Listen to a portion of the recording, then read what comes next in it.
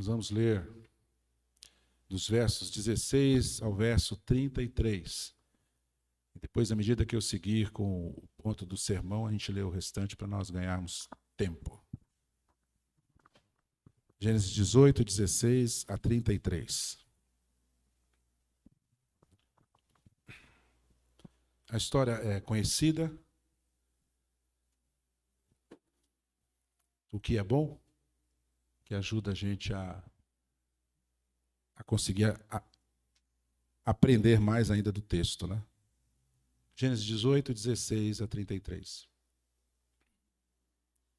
Tendo se levantado dali, aqueles homens olharam para Sodoma, e Abraão ia com eles para os encaminhar. Disse o Senhor: ocultarei a Abraão o que estou para fazer? Visto que Abraão certamente virá a ser uma grande e poderosa nação, e nele serão benditas todas as nações da terra. Porque eu o escolhi para que ordene a seus filhos, preste bastante atenção aqui, para que ordene a seus filhos e à sua casa depois dele, a fim de que guardem o caminho do Senhor e pratiquem a justiça e o juízo, para que o Senhor faça vir sobre Abraão o que tem falado a seu respeito. Disse mais o Senhor: com efeito, o clamor de Sodoma e Gomorra tem se multiplicado e o seu pecado se tem agravado muito. Descerei e verei se, de fato, o que tem praticado corresponde a esse clamor que é vindo até mim, e, se assim não é, sabê-lo-ei. Então partiram dali aqueles homens e foram para Sodoma. Porém, Abraão permaneceu ainda na presença do Senhor. E, aproximando-se a ele, disse: destruirás o justo com o ímpio? Se houver porventura 50 justos na cidade, destruirás ainda assim e não pouparás o lugar por amor dos 50 justos que nela se encontram? Longe de ti o fazeres tal coisa, matares o justo com o ímpio, como se o justo fosse igual ao ímpio. Longe de ti, não fará justiça o juiz de toda a terra? Então disse o Senhor: se eu achar em Sodoma 50 justos dentro da cidade, pouparei a cidade toda por amor deles. Disse mais Abraão: eis que me atrevo a falar ao Senhor, eu que sou pó e cinza, na hipótese de faltarem 5 para 50 justos. Destruirás por isso toda a cidade? Ele respondeu: não a destruirei, se eu achar ali 45. Disse-lhe ainda mais Abraão: e se porventura houver ali 40, respondeu: não o farei por amor dos 40. Insistiu: não se ire o Senhor, falarei ainda, se houver porventura ali 30. Respondeu o Senhor: não o farei, se eu encontrar ali 30. Continuou Abraão: eis que me atrevi a falar ao Senhor, se porventura houver ali 20. Respondeu o Senhor: não a destruirei por amor dos 20. Disse ainda Abraão: não se ire o Senhor, se lhe falo somente mais esta vez. Se porventura houver ali 10. Respondeu o Senhor: não a destruirei por amor dos 10. Tendo cessado de falar a Abraão, retirou-se o Senhor, e Abraão voltou para o seu lugar. Todo mês a gente aborda um tema. Esse aqui vai entrar um pouquinho no agosto, mas nós vamos falar sobre cidades que se perderam. Os nossos 4 encontros, nós vamos olhar para uma cidade que se perdeu, que foi destruída. O grande objetivo nosso, nessa abordagem do mês de julho, é entender um pouco sobre o juízo de Deus. Deus exerceu o juízo várias vezes ao longo da narrativa bíblica. Juízos de caráter geral, de caráter particular, individual, coletivo, sobre a humanidade, por exemplo, representada em Adão e Eva, sobre toda a criação, no dilúvio, sobre cidades, sobre nações, sobre o próprio Filho, que sofreu no seu lugar e no meu lugar o juízo que era destinado a nós na cruz do Calvário. Juízo que, na verdade, não é nada mais do que a aplicação de uma justa condenação, tendo em vista uma conduta invertida àquela que Deus estabeleceu e que deixou claro àqueles a quem ele criou, partindo de Adão. Toda conduta invertida ao longo da Escritura recebeu justa punição, recebeu o juízo de Deus. E esse termo na teologia, ele é chamado de justiça distributiva, onde Deus pode abençoar, o que nós chamamos de justiça distributiva no sentido remunerativo, no sentido positivo, quando Deus abençoa, mas também tem no sentido retributivo, no sentido negativo, quando Deus, então, impõe o seu castigo, a condenação. E o termo que nós encontramos muito, às vezes, não é juízo. Se você for procurar na teologia sistemática, você vai encontrar mais o termo punição. O nosso recorte aqui, nos 4 encontros, é sobre cidades que se perderam, que sofreram o juízo de Deus, a punição de Deus, a justiça retributiva de Deus. Nós vamos começar pela cidade de Sodoma, depois nós vamos para Jericó, cidades pagãs, depois nós vamos para a capital de Israel, Samaria, e finalmente a capital de Judá, Jerusalém. Então não perca que vai ser uma bênção, né? Você vai sair daqui vitaminado, com tanto conhecimento sobre cidade, né? É o que a gente espera. Esse é o nosso objetivo. Nós não vamos focar no pecado, porque não é essa a nossa temática. Nós já falamos sobre o pecado em março. Nós vamos tentar olhar sempre para o juízo de Deus. Ok? Só para ficar claro aqui, para que não haja confusão a partir de aqui. Vamos lá? A primeira vez que a palavra Sodoma vai aparecer é no livro de Gênesis, capítulo 13, versículo 13. Eu vou esperar projetar, porque esses textos variados nem todo mundo conhece. Mas eu vou ler aqui na minha Bíblia. Gênesis 13, versículo 13. Ora, os homens de Sodoma eram maus e grandes pecadores contra o Senhor. Vou repetir. Nós estamos aproximadamente 15 anos antes do juízo. Aproximadamente. Quando há aquela briga entre os pastores de Abraão e os pastores de Ló, eles vão se separar. Ló olha para uma região, essa região se chama Sodoma, e aqui tem uma nota já dizendo que os homens de Sodoma eram maus e grandes pecadores contra o Senhor. A palavra maus aqui no hebraico é no sentido pleno, máximo, absoluto, praticamente perverso. A palavra grande aqui é no sentido de excessivamente. Excessivamente. E pecadores, evidentemente, deliberadamente, conscientemente, intencionalmente. Viviam no sentido oposto, de forma inversa, invertida à vontade de Deus, o Criador. E aí pode parecer interessante Deus mandar um juízo para essa cidade sem mais nem menos. No entanto, Deus envia Abraão para salvar essa cidade, por incrível que pareça, no capítulo 14, verso 1, verso 2. Gênesis 14, verso 1, verso 2. Preste atenção que a leitura ajuda bem aqui. Sucedeu naquele tempo que Anrafel, rei de Siná, Arioque, rei de Elazar, Kedorlaomer, rei de Elão, e Tidal, rei de Goim, fizeram guerra contra Bera, rei de Sodoma, contra Birsa, rei de Gomorra, contra Sinabe, rei de Admá, e contra Semeber, rei de Zeboim, e contra o rei de Bela, ou de Zoar. Então nós temos aqui uma guerra entre 4 reis e 5 reis. E, evidentemente, essa região de Sodoma vai perder. O time de Sodoma aqui vai perder.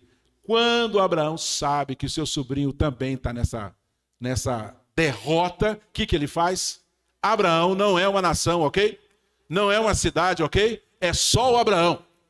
Ele junta 318 homens de coragem e vai lá e vence a guerra.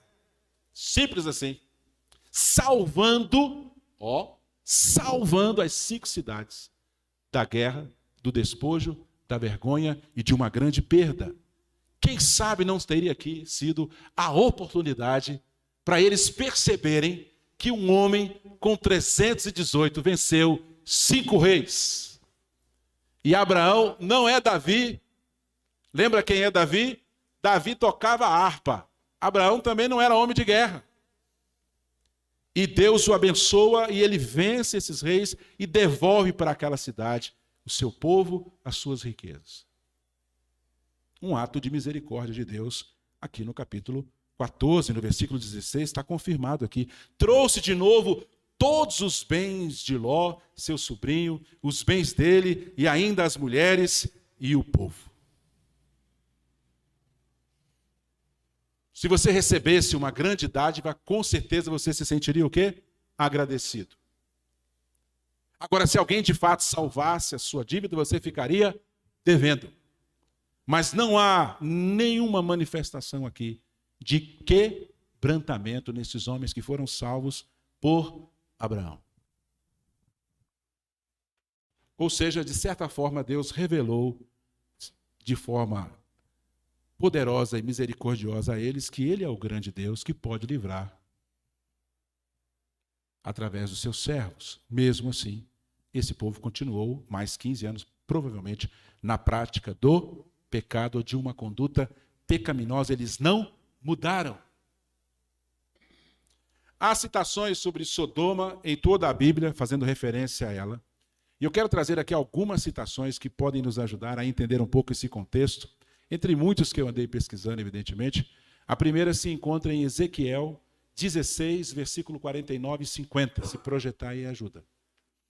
Entre muitos que eu achei, entre alguns pregadores que eu ouvi, esse gancho ninguém pegou, então estou eu nele aqui. É para isso que a gente trabalha, né? Ezequiel 16, 49 e 50.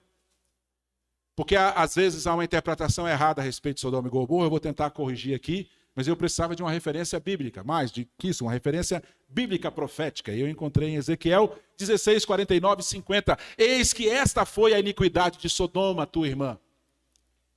Soberba. Qual é o texto que nós lemos? Salmo 131. Não seja o quê? Soberbo. Qual é o pecado? Soberba. Fartura de pão e prosperidade, tranquilidade, teve ela e suas filhas. Mas nunca amparou o pobre e o necessitado. Soberba e falta de compaixão. Foram arrogantes e fizeram o quê? Abominações diante de mim. Abominações é luxúria no sentido absoluto. E eu vou ter o trabalho de explicar aqui para vocês, porque soberba e falta de compaixão é fácil. O nosso BO está aqui nas abominações. E a gente vai tentar esclarecer aqui também essa noite. E fizeram abominações diante de mim, pelo que vendo isso, as removi dali. Deus usando o profeta Ezequiel, denunciando os pecados. Aqui, falando, evidentemente, de Israel, mas citando Sodoma como exemplo.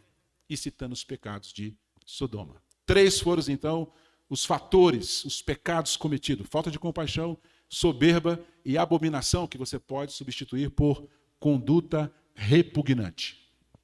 O que seria a abominação? E é aqui que talvez as pessoas elas se perdem, falando apenas de um tipo de desvio, de luxúria, que é o grande erro quando nós usamos o termo sodomia. Se nós formos para capítulo 18 do livro de Levítico, Levítico 18, você pode ler em casa, mas aqui não vai projetar porque não vai dar tempo, né? Mas Levítico 18, do verso 6 ao verso 17, há uma citação de coisas que Deus chama aqui, através de Moisés, de maldade. Ele termina assim: maldade é esses pecados que eu citei antes. Aí ele continua, do 18 ao 22, dizendo: esses pecados que eu acabo de citar é a abominação. E depois ele termina no versículo 23, esse pecado é confusão. Então, em Levítico 18, você vai ter praticamente o conceito de abominação de Deus. Do verso 6 ao 17, aquilo que é maldade. Do 18 ao 22, aquilo que é abominação. No 23, aquilo que é confusão. Basta você olhar aí. Você vai entender o que estava acontecendo em Sodoma. No entanto, se você continuar a leitura do Levítico 18, e agora pode projetar, 18, 24... olha o que Deus diz a respeito dessa maldade, dessa abominação e dessa confusão. Levítico 18, 24. Com nenhuma dessas coisas vos contaminareis. Seja maldade, seja abominação, seja confusão. Leia Levítico 18 em casa. Porque com todas essas coisas se contaminaram as nações que eu lanço de diante de vós. Versículo 25. E a terra se contaminou, e eu visitei nela a sua iniquidade, e ela vomitou os seus moradores. Versículo 26. Porém vós guardareis os meus estatutos e os meus juízos, e nenhuma destas abominações fareis. Nem o natural, nem o estrangeiro que peregrina entre vós. 29. Todo que fizer algumas dessas abominações, sim, aqueles que a cometerem serão eliminados do seu povo. E aqui é o juízo individual, de forma pedagógica, para evitar um juízo coletivo e final. Versículo 30. Portanto, guardareis a obrigação que tendes para comigo, não praticando nenhum dos costumes abomináveis que se praticaram antes de vós, e não vos contaminareis com eles. Eu sou o Senhor, vosso Deus. Se você for ler Levítico 18 e dar uma olhada para a nossa sociedade, você vai perceber que nós já estamos respirando ares sodomitas na nossa sociedade pseudo-cristã. Ares sodomitas na sociedade fora, ares sodomitas também intramuros. Condutas que não é mais pecado para a geração dos seus filhos e dos seus netos. E que daqui 15 anos ficará pior, porque essa é a profecia de Paulo a Timóteo. No entanto, não é apenas um tipo de pecado de luxúria pelo qual Sodoma morreu. Lembre-se, Sodoma pereceu e deixou de existir por causa da soberba. Diga comigo, soberba. Por causa da falta de compaixão com o marginalizado, com o necessitado. E aí as pessoas ficam batendo tecla justamente o quê? Na abominação da luxúria, num tipo de relacionamento sexual. Isso é o quê? Injusto. É falta de verdade intelectual. Não. 2 grandes pecados e o terceiro, com toda a sua variação, Levítico 18 para você em casa. Presente na nossa sociedade, crescente na nossa sociedade, o que indica que o juízo de Deus virá. Simples assim. No entanto, vamos começar então a nossa reflexão, olhando para Gênesis 18, do 16 ao 21, e agora seguindo aqui na mensagem mesmo. O juízo traz uma compreensão complementar e necessária a respeito de Deus. Que Deus é amor, todo mundo sabe. Que Deus é justiça, ninguém quer considerar. Que Ele é santo, também ninguém quer considerar. Que Ele vai exercer a sua justiça em forma de juízo condenatório final, ninguém quer lembrar. No entanto, o juízo nos ensina a compreender esse Deus de forma complementar. Ele não é apenas amor e santidade, ele também é justiça. E eu vou provar aqui, nos nossos próximos encontros. Você viu o texto comigo que Deus resolve compartilhar com Abraão, primeiro porque Abraão foi o quê?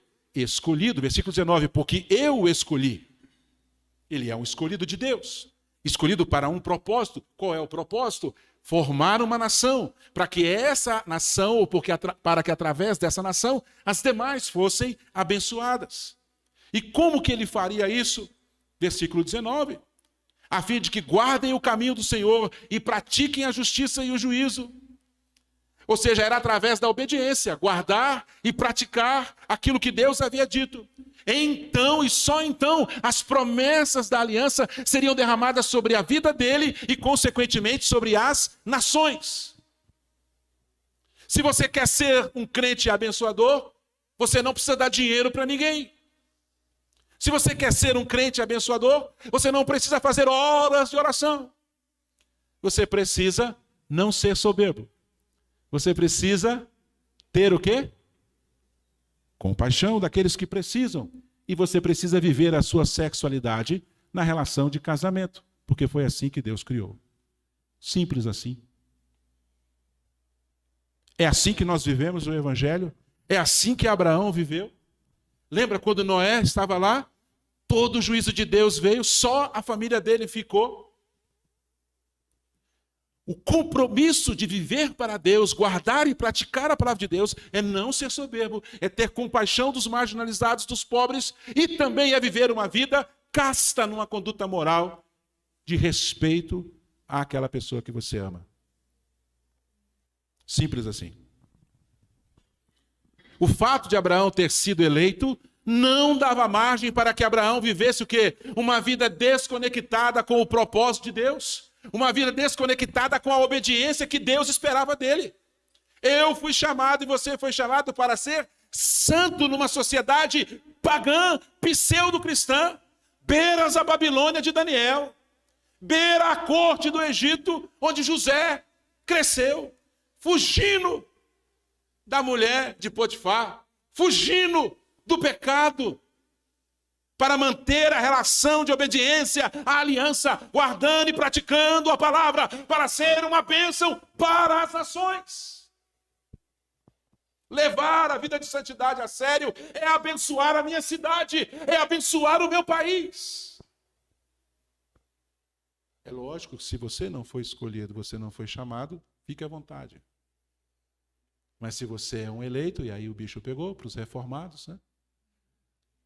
Somos chamados a viver o quê? Em humildade, amando e tendo compaixão, e a vivermos uma relação casta de uma vida sexual dentro do relacionamento de casamento. Abraão, eleito, não teve a liberdade para fazer o que queria. Quanta gente fazendo o que quer, dizendo que é crente? Eu dou até risada. Pagando de espiritual e não leva a vida dele a sério.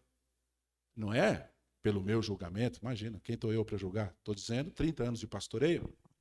Abraão, sendo eleito, tinha que o quê? Guardar o caminho, praticar aquilo que Deus havia dito para que se cumprisse nele as promessas da aliança. Numa conversa de Jesus com os fariseus, João 8,39, então lhe responderam, nosso pai é Abraão. Disse-lhe Jesus, se sois filhos de Abraão, praticai as obras de Abraão. Guarde e pratique a palavra. Vocês são, na verdade, o quê? Sepulcros caiados. Apesar da relação sanguínea com Abraão, eles não praticavam as obras de Abraão. 1 João 3, 6 e 7. 1 João 3, 6 e 7. Todo aquele que permanece nele não vive pecando. Todo aquele que vive pecando não o viu, nem o conheceu.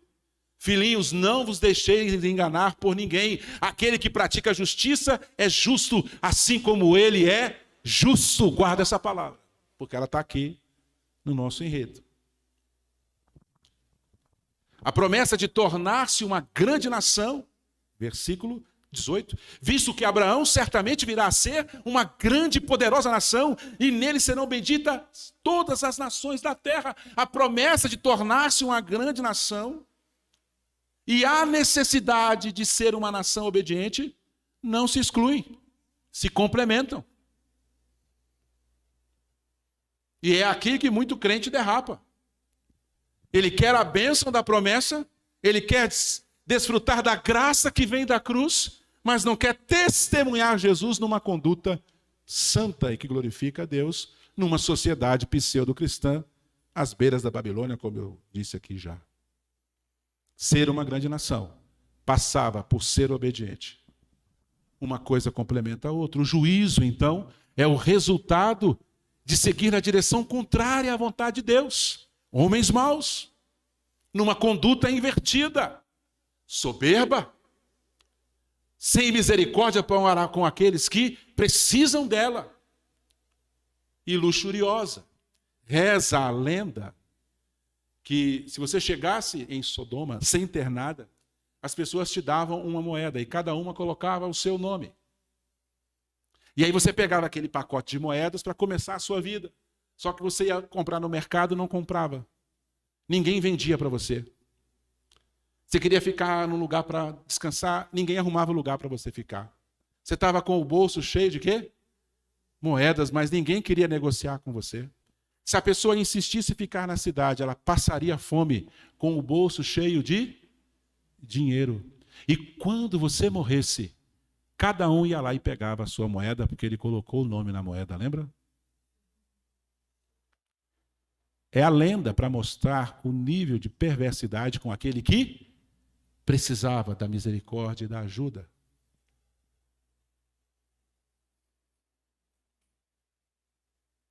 Nós não podemos passar indiferente àqueles que estão à margem da sociedade precisando de ajuda.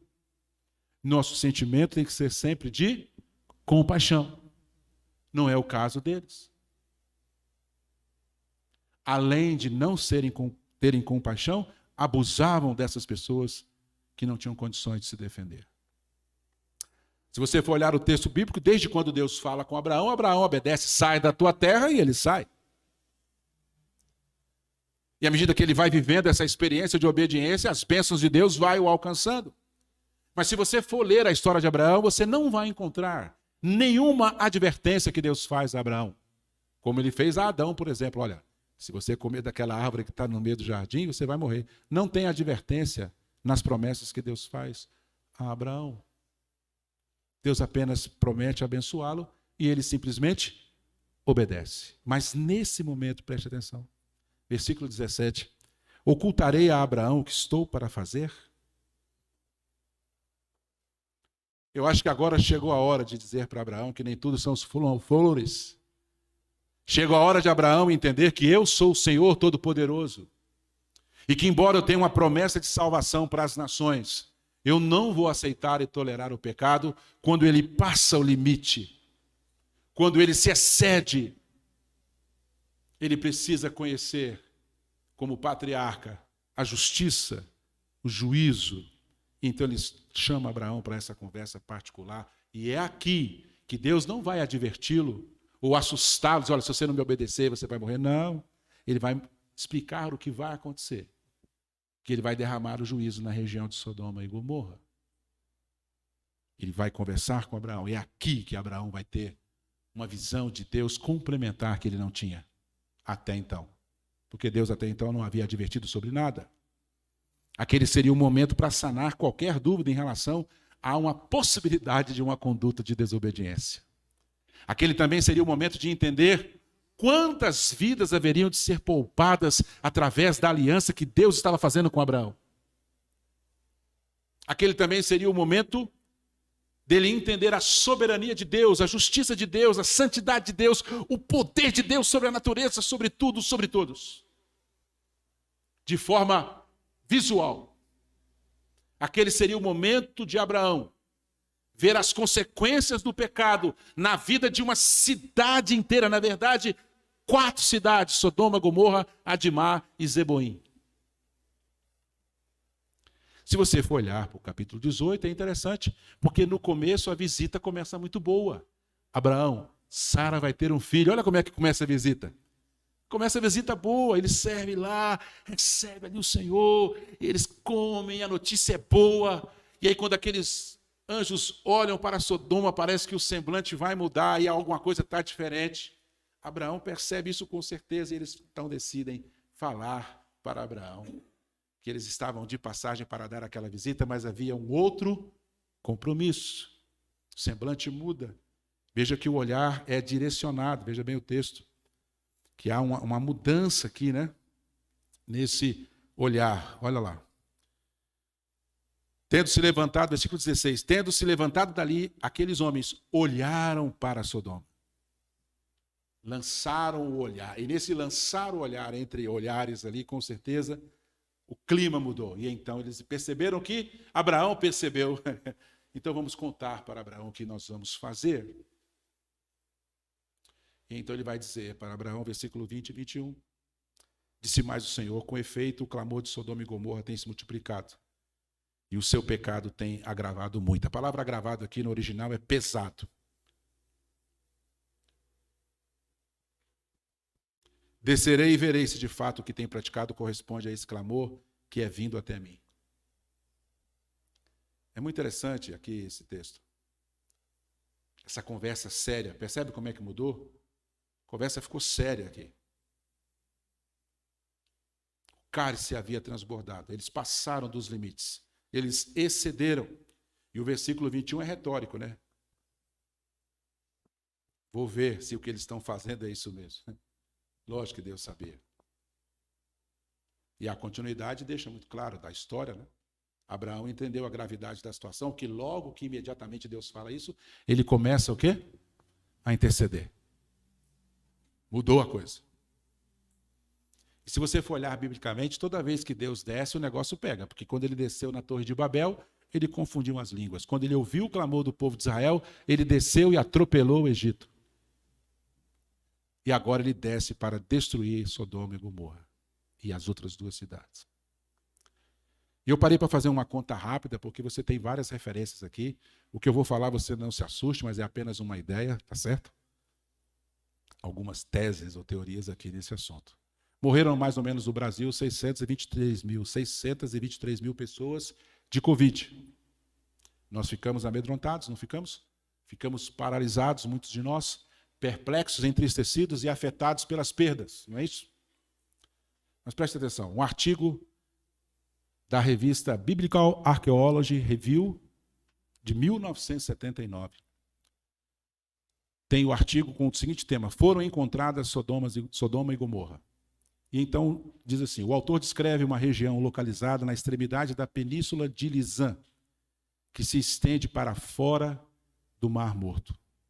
O local, chamado Babedrá, consiste em antiquíssimas ruínas de uma cidade e um cemitério que contém os restos mortais de cerca de 500 mil pessoas. 2 outros cemitérios de tamanho igual ao que está em Babedrá foram descobertos, em Feifa e Safi, elevando o total possível de cerca de 1,5 milhões de restos humanos. É lógico que quando a gente olha para esse impacto do Covid de 623 mil e olha aqui para 1,5 milhão de pessoas mortas e enterradas naquela região, você consegue entender a gravidade do que nós estamos conversando aqui. Eu nem estou considerando essa pesquisa como algo sério, mas está lá, está o artigo publicado, ok? O mais importante aqui é que o juízo de Deus chega àquela região. E Abraão agora estava conhecendo não o Deus da promessa, não apenas o Deus da aliança, mas o Deus do juízo também, que espera a obediência e santidade daqueles que ele chamou. Há um Deus soberano, santo e justo, é o que nós aprendemos aqui, que intervém sempre que necessário para conter o mal. A indiferença, a soberba, a luxúria tem a sua linha limítrofe diante do Deus que nós cremos. E o salário do pecado é a morte. Portanto, o juízo traz essa compreensão complementar e necessária a respeito de Deus. Segunda coisa importante, o juízo revela a profunda degradação que o pecado produz. Vamos agora para o 22 ao 33. É muito legal isso aqui, presta atenção. Muito joia. A degradação que o pecado produz. Abraão, então, vai fazer o quê? Vendo que é sério, vendo que vem o juízo pela frente, eu não vou pensar em 1,5 milhão de pessoas, eu fiz uma conta aqui de 50 mil, tá? Para acabar com a pesquisa do cara lá e trabalhar com a ideia de 50 mil. Tá bom? 4 cidades, 50 mil, para facilitar aqui a nossa conta. Abraão começa a entrar, então, num diálogo de intercessão. Abraão não clama por misericórdia, percebe o texto? Ele não clama por misericórdia. Senhor, tem misericórdia. Ele não faz isso. O que ele faz? Percebe qual é o critério que ele vai usar? Ele não pede misericórdia a Deus, ele vai falar para Deus o quê? Não fará justiça o juiz de toda a terra, então ele vai para a justiça. Destruirás o justo com o ímpio? Ele não pede misericórdia, ele tenta estabelecer um padrão de justiça diante de Deus. Você vai encontrar a mesma coisa lá no livro de Jó. Tenta estabelecer um padrão de justiça. Ele não pede misericórdia, ele vai tentar fazer um equilíbrio, uma equiparação, eu chamo aqui. Ele utiliza o critério da equiparação. Preste atenção na equiparação para você ver o poder degradante do pecado. Durante a intercessão de Abraão, ele coloca 2 pratos na balança. Lembra aquela balança antiga lá? 2 pratos. Num prato nós temos o quê? A cidade. As 4 cidades. 50 mil pessoas. No outro lado do prato, nós temos quantos? 50 justos. 50 justos do outro lado da balança. 50.000 pecadores. E aí começa a intercessão buscando justiça. Eu fui fazer a conta, eu não sou muito bom de matemática, mas eu fui fazer a conta. Sabe qual é o percentual de 50.000 para 50? 0,1%. De um lado da balança, 0,1% de justos para 50.000 pecadores. Percebe a diferença? A degradação que o pecado dá?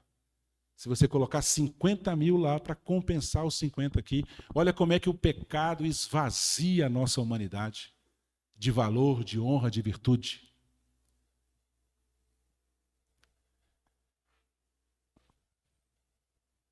Zero 1% por 50.000. Assim começa a intercessão de Abraão. Não fará justiça o juiz? Irmãos, quantos que tinham que estar do outro lado do prato? Pensa numa conversa fiada de Abraão. Não é uma conversa fiada? Como é que você quer falar de justiça para mim, se num prato você coloca 50.000 e do outro você coloca 50? Mas Abraão faz a oração aqui. Ele vai buscar a oração de Deus, buscando Deus. E aqui de cara já fica o efeito degradante do pecado. Ele joga a vida humana para baixo. O ser humano perde a sua dignidade, o seu propósito, a sua honra e o seu valor. São dois reinos, duas balanças. No reino do pecado, um monte de gente sem valor perdida aqui. Do outro lado, Abraão tenta colocar 0,1%, 50 justos. E Deus surpreende Abraão com esse critério de equiparação maluca que ele criou. Se tiver 50, a cidade será poupada. Se tiver 50 justos, a cidade será poupada. Abraão percebeu, lembra aí, daqueles olhares, que a oração dele, que a intercessão dele não fez nem cosquinha. E aí ele começa a baixar os números, ao ponto de do outro lado da balança agora terem quantos justos? 10 justos. Sabe o que é isso na matemática? 0,02%. Abraão buscando justiça, colocando 0,02% numa balança. E na outra, 50.000 pecadores. E o que Deus disse para ele? Se tiver 0,02% de justos, eu não destruo a cidade. E é lógico que eu falo de matemática, quase ninguém entende também, né? Um justo para cada 5.000. Um justo para cada 5.000. Quantos habitantes nós temos em Extrema? 50.000? Poxa. Então nós precisamos de quanto? Quantos justos? Quanto, irmãos? 10. Será que nós temos 10 aqui? Se tiver, o prefeito está tranquilo. Manda os 10 para um resort, lá em Dubai, para ficar lá 100 anos, cuidando bem, e a bênção de Deus virá. Essa é a conta de Abraão aqui, tentando colocar diante de Deus, para poupar a cidade. Quando ele chega no 0,02, ele fica desconfortável. Abraão fica sem jeito. Não tem mais do que falar. Não ter 10 justos em 50.000, não é possível. Abraão, então, para de orar. E o texto é muito legal. Veja lá o texto. 33. Tendo cessado de falar Abraão, retirou-se o Senhor e Abraão voltou para o seu lugar. Como é que o Abraão voltou, irmãos? O texto vai mostrar lá na frente. Derrotado. Não tinha 10 justos naquela região, ele sabia disso. Eu vou te ajudar a fazer a conta para achar 10. Me mostra 10 justos antes de Abraão, no livro de Gênesis. 10 justos antes de Abraão, me mostra. Pensou aí? Abel, Enoque e Noé, e acabou. 3 justos. Não dá nem para comparar. Abel, Enoque, que subiu sem morrer, e o Noé que dizimou todo mundo. 3 caras bons, que daria para colocar na balança de Sodoma. Não tinha. Vamos tentar montar 10? No livro de Gênesis, montar 10. Não consegue. Abraão, Enoque, Noé. Abel, Enoque, Noé. Abraão, Isaac, Jacó e José. 7. Em 2000 anos, 7 justos. Quantos justos você acha que tem aqui? Hoje à noite? Nenhum. Pasme, meu irmão. Acabei de provar para você que é impossível.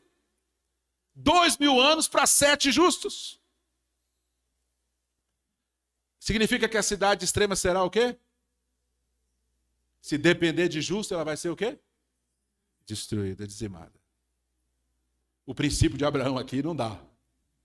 Salmo 14, de 1 a 3. Salmo 53, de 1 a 3. Todos se extraviaram e juntamente se corromperam.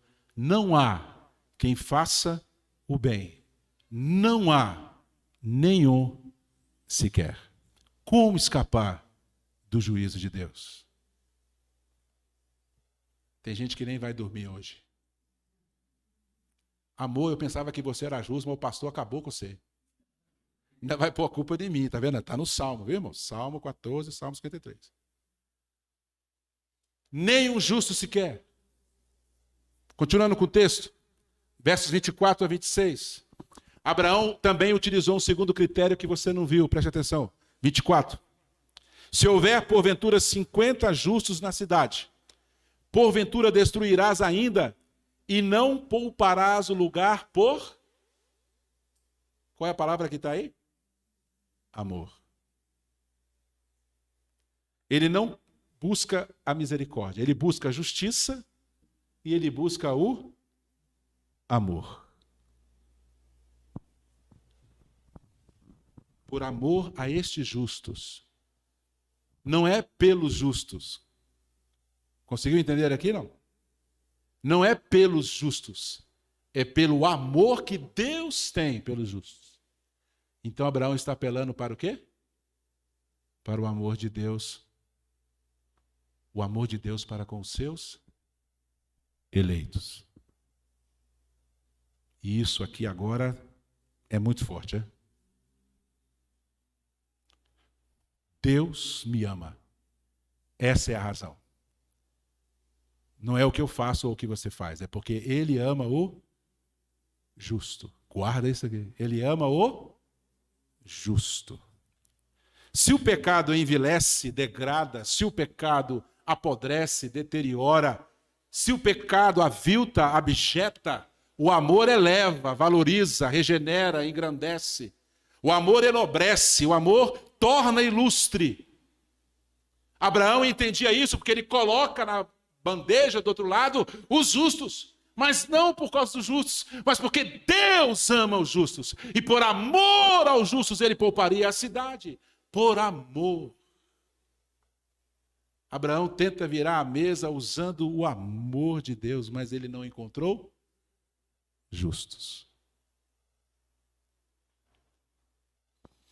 Infelizmente, irmãos, a multidão, dentro e fora da igreja, despreza os benefícios do amor de Deus. Vivem numa conduta que não tem nada a ver com o evangelho. Infelizmente, falta muita santidade à igreja. Não conseguem entender o que Abraão entendia, a importância da obediência, do praticar, do guardar o caminho, porque se nós fizermos do jeito certo, o amor de Deus virá. Consegue entender o apóstolo João? O amor cobre o quê? Multidão de pecados. Esses caras eram bons de teologia, não é verdade? Você fica aí no YouTube perdendo tempo, né? Provérbios 8, 17 a 21. Pode projetar. Eu vou mostrar só um pedacinho do amor de Deus. Provérbios 8, 17 a 21. Eu amo os que me amam. Como é que ele podia cessar o juízo de Sodoma? Só com o amor de Deus. Mas não encontrou justos. Não encontrou aqueles que amavam o Senhor naquelas 4 cidades. Eu amo os que me amam. E a pergunta é, você ama a Deus? Os que me procuram, me acham. Riquezas e honra estão comigo, bens duráveis e justiça. Melhor é o meu fruto do que o ouro. Abraão não colocou dinheiro na balança de Sodoma. Abraão procurou integridade e não achou em Sodoma. Homens íntegros que amassem o Senhor. Melhor é o fruto do que o ouro refinado, o meu fruto, e o meu rendimento melhor do que a prata escolhida. O que nós precisamos é do amor de Deus. O que nós precisamos? Pois é. Ando pelo caminho da justiça, no meio das veredas do juízo, para adotar de bens os que me amam e lhes encher os tesouros. Um recorte. E as pessoas não amam a Deus. Uma multidão seria perdoada. Uma multidão escaparia do juízo. Uma multidão, por causa de 10 justos, uma multidão. 10 justos atrairia o amor de Deus e o perdão de Deus. E a pergunta é, como escapar do juízo de Deus se não há justos? E sem justos o amor de Deus não há. 1 Pedro 3,18. Pode projetar. E agora você consegue entender o texto? 1 Pedro 3,18. Pois também Cristo morreu uma única vez pelos pecados. Quem morreu, irmãos? O justo. Por quem? Por nós, pelos injustos, para conduzir-vos a Deus. Consegue perceber a graça em Gênesis? Uma graça que ama e que perdoa. Deus precisava de um justo do outro lado da balança para que nós, no século 21, fôssemos salvos. Ele não está procurando justo em extrema. Ele não está procurando justos na nossa igreja. O justo já veio. O justo já sofreu a ira no meu e no seu lugar. O justo Jesus Cristo morreu para nos salvar. Aleluia! E essa é a certeza da redenção, não é a nossa santificação, não é a nossa oração, não é a nossa dedicação, é Deus através do seu Filho que nos salva porque Ele é o justo. E agora você entende João 3,16. Porque Deus amou o mundo de tal maneira, porque Ele deu o quê? Quem é o Filho? O justo. Para que todo aquele que nele crê não, mas tenha vida eterna. O justo. É o amor do justo que me salvou. O amor de Deus pelo justo Filho unigênito Jesus Cristo. Fica evidentemente aqui para nós, né? É lógico que se uma cidade busca a verdade, se uma cidade busca a justiça, ela se torna alvo do amor de Deus. Uma cidade onde os justos escolhem para morar, também é alvo do amor de Deus. Eu vou provar isso rapidamente em Gênesis. O que acontece quando Jacó chega na casa de Labão? As coisas na casa de Labão, o quê? Melhoram. Por quê? Quem chegou? Jacó.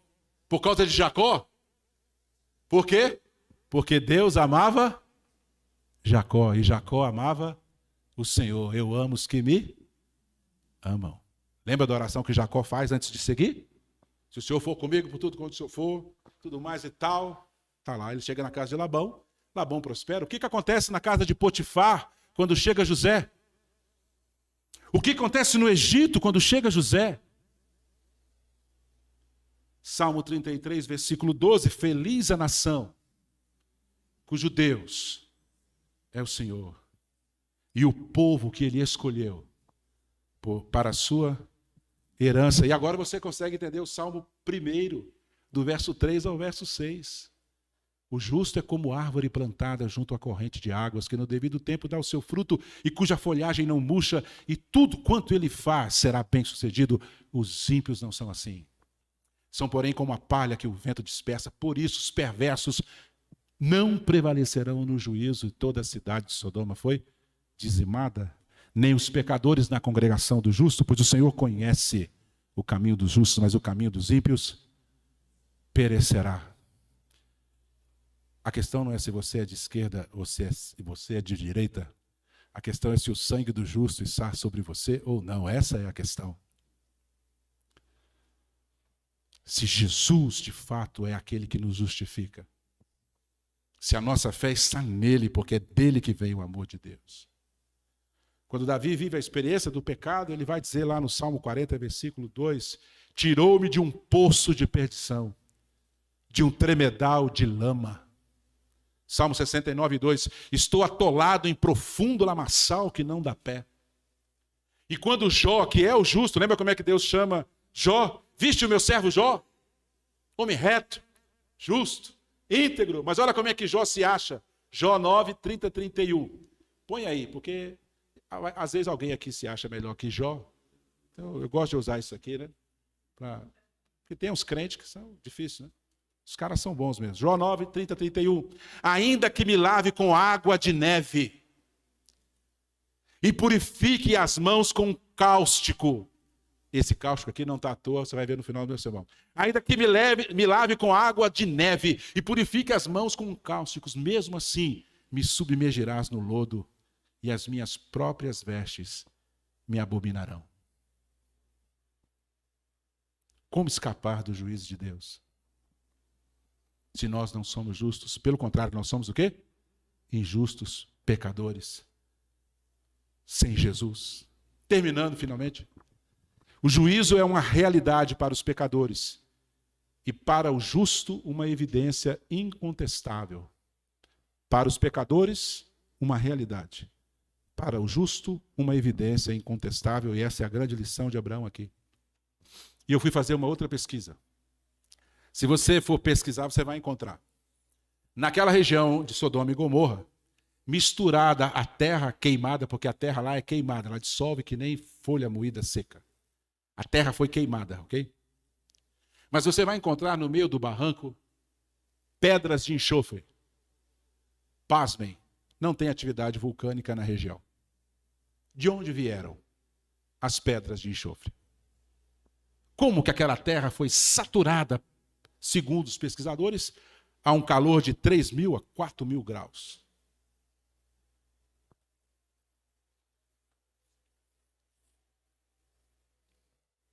É interessante porque se você for procurar na internet, pode procurar, ele pega a pedra do barranco de enxofre e ele põe fogo e ela acende e ela queima e ela derrete. E é engraçado que é que nem plástico.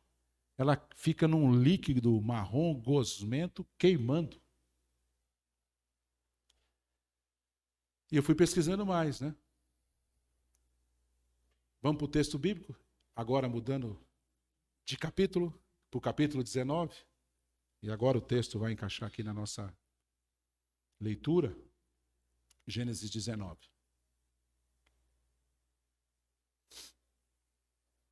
(12 e 13). Então disseram os homens a Ló: tens aqui mais alguém dos teus? Genro, teus filhos, tuas filhas, todos quantos têm na cidade, faze-os sair deste lugar, pois vamos destruir este lugar, porque o seu clamor se tem aumentado, chegando até a presença do Senhor, e o Senhor nos enviou a destruí-lo.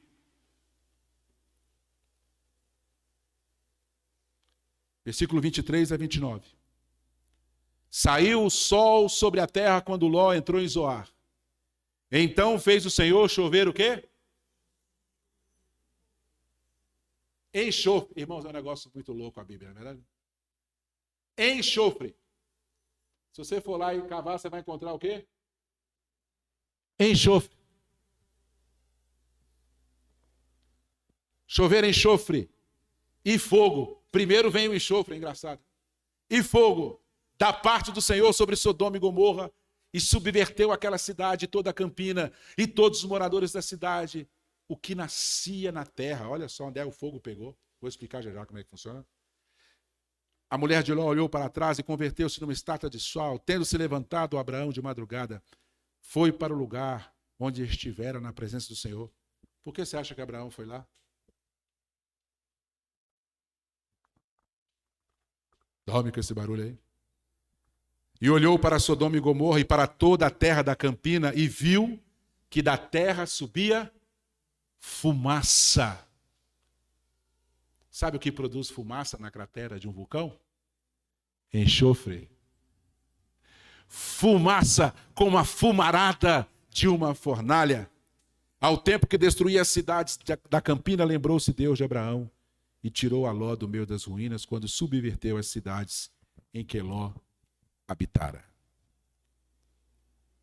Portanto, o juízo de Deus é uma realidade para os pecadores e para nós que somos justificados em Cristo Jesus, uma evidência incontestável.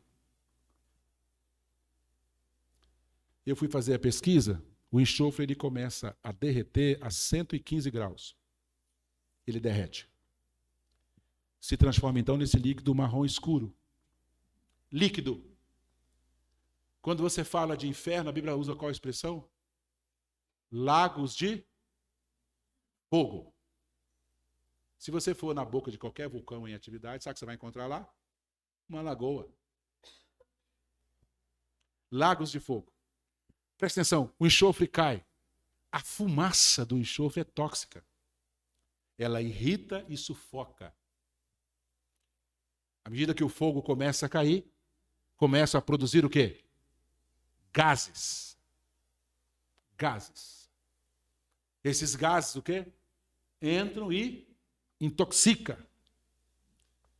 Mas há um terceiro efeito do enxofre. Irmãos, é um negócio muito doido. Se você misturar o vapor do enxofre com o vapor de água, o líquido se transforma em ácido sulfúrico. Eu não sei nada de química, irmão. O negócio é teologia, certo? Mas quando eu me encasquetei com esse enxofre e fui buscar aqui para entender esse negócio do enxofre, quando está calor, o que acontece com você quando está quente? Transpira. Agora imagine, encandeceu tudo. Tudo o quê? Aqueceu. Todo mundo começou o quê? O que esse transpirar com enxofre vira? Ácido sulfúrico. Eu fui mais longe, ainda bem que não tem criança, eu fui mais longe. Quanta água tem no corpo humano? Dos idosos, 50, viu? Fica feliz aí, se você fosse idoso, você queimaria menos em Sodoma. Mas preste atenção. Você está dando risada, é porque você vai para o céu. Então tá jóia. Porque se você não for para o céu, você está tenso aí no banco. Você está num estado de nervo terrível. Presta atenção. Irmãos, é muito louco a Bíblia. Consegue entender? Enxofre e fogo, lá atrás. Lá atrás, quando eles compilaram. Não tinha químico naquela época. Para fazer o que eu estou tentando fazer aqui rapidamente. De novo, começa a cair fogo. Não é pedra. Não é qualquer tipo de meteoro. O que está caindo são pedras de enxofre. Elas começam a cair, incandescente, elas começam a derreter. Começa a asfixiar, começa a aquecer. Eles começam a transpirar, começam a ter queimaduras por fora. Mas à medida que você queima, o que acontece quando queima, irmãos? Qual é a tendência do organismo? Desidratar, liberar mais o quê? E quanto mais água você libera, mais o quê? Ácido sulfúrico.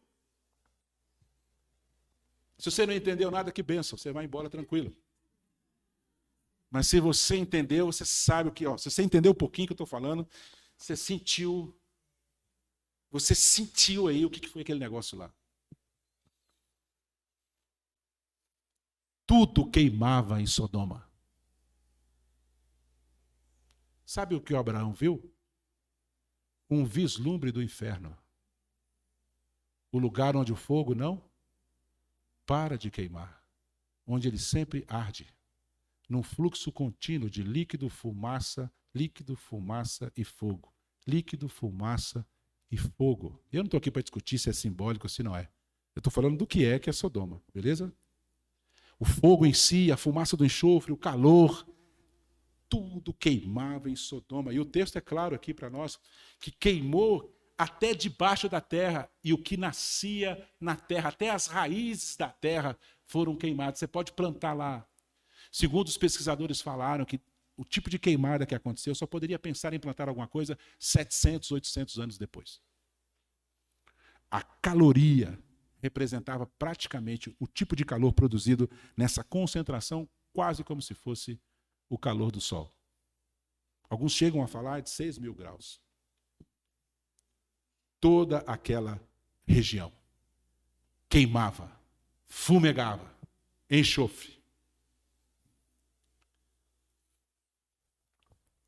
Agora, preste atenção aqui, versículo 27. Tendo se levantado Abraão de madrugada, foi para o lugar onde estivera na presença do Senhor e olhou para Sodoma e Gomorra.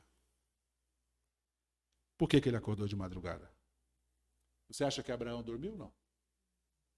Não dormiu. O que ele foi fazer lá? Em cima? Conferir se Deus era mentiroso, se Deus era verdadeiro. E quando ele chega lá em cima, ele entendeu o juízo de Deus. É a segunda vez que ele desce da montanha. A primeira, talvez ainda com a esperança de que alguma coisa pudesse acontecer e aquele pessoal todo não morrer. Mas na segunda ele desce convicto que só há um caminho. E agora você entende que ele levanta o cutelo contra o seu próprio filho. Por quê? Quem viu o inferno, irmão?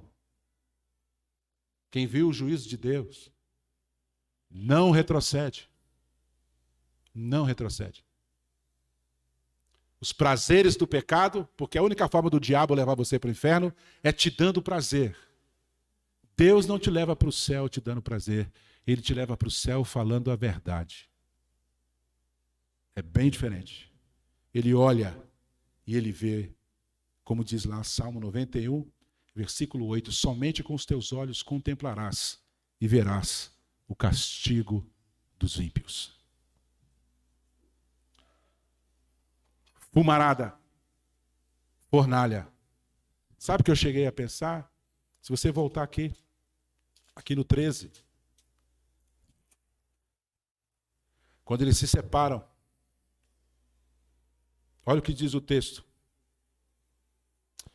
Gênesis 13, 10. Levantou Ló os olhos e viu toda a campina do Jordão, que era toda regada.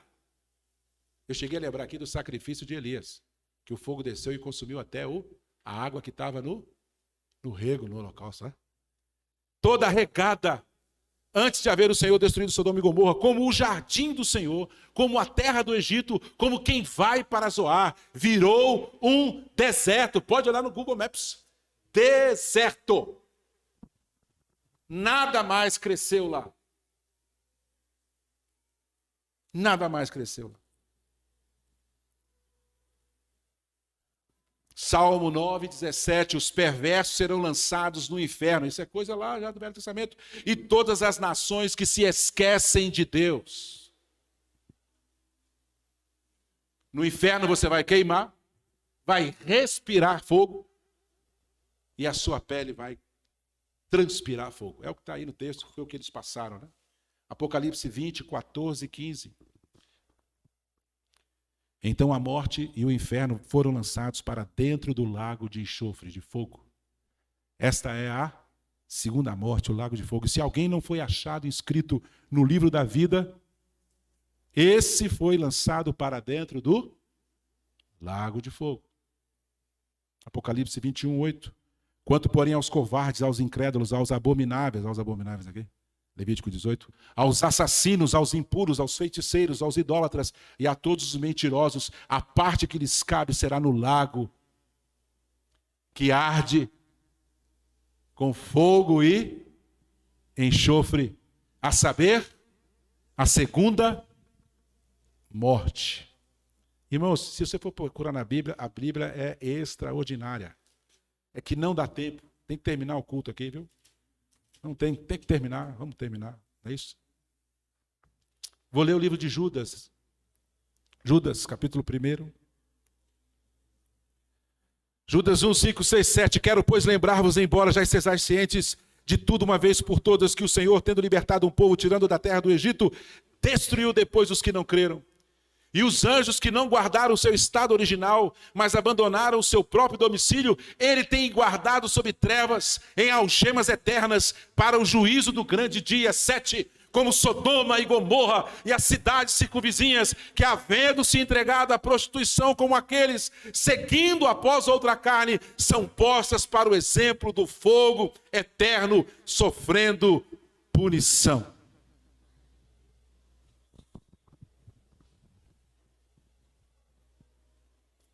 Tudo foi consumido. Era uma campina regada. Eu imagino um charco cheio de água, cheio de taboa, né? Eu penso assim, né? Tudo seco. A 1000 graus, 2, 3, 4 mil graus. Você acha que é brincadeira? Mateus 23, 33. Jesus conversando com o pessoal que vai frequentar lá o inferno. Ela? Mateus 23, 33. Olha aí o texto. Mateus 23, 33. Serpentes, raça de víboras, como escapareis da condenação do inferno?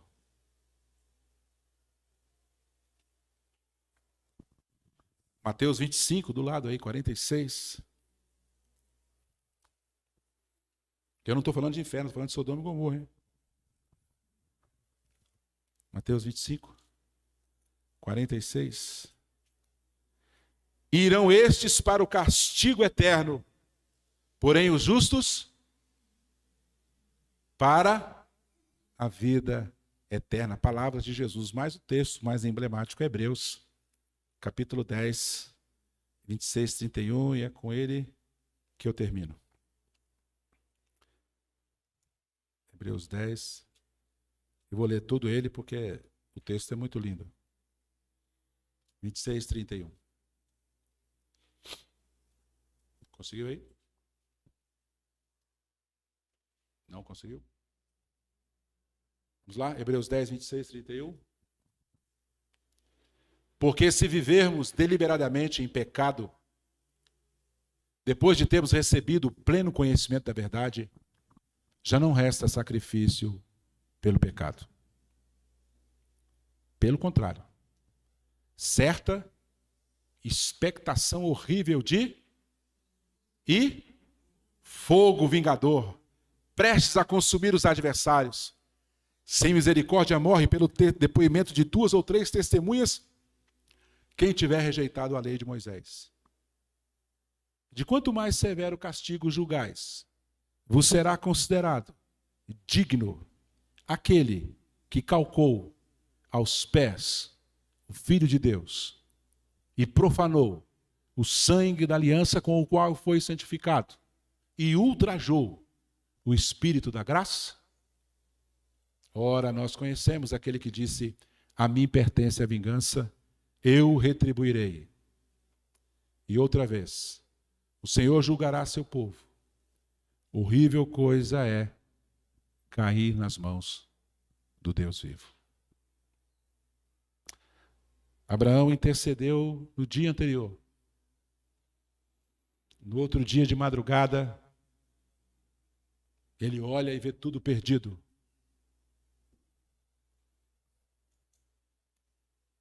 No entanto, quando ele olha, ele tem a evidência incontestável do juízo de Deus à sua frente. E os pecadores de Sodoma, Gomorra, Adma e Jebuim, a realidade do inferno em vida. Escapar da sentença de Deus, meu irmão, meu amigo, ninguém escapa. E o que nos conforta para você não ir para casa com medo? O que nos conforta? O que nos anima? É que apesar de nossas fraquezas, falhas e pecados, nós temos uma promessa de Jesus. João 6, 37. Todo aquele que o Pai me dá, esse virá a mim, e o que vem a mim, de modo nenhum o lançarei fora. Mas o mesmo Jesus disse em João 3,36, por isso, quem crê no Filho tem a vida eterna. O que todavia se mantém rebelde contra o Filho, não verá a vida, mas sobre ele permanece a ira de Deus. Vamos orar?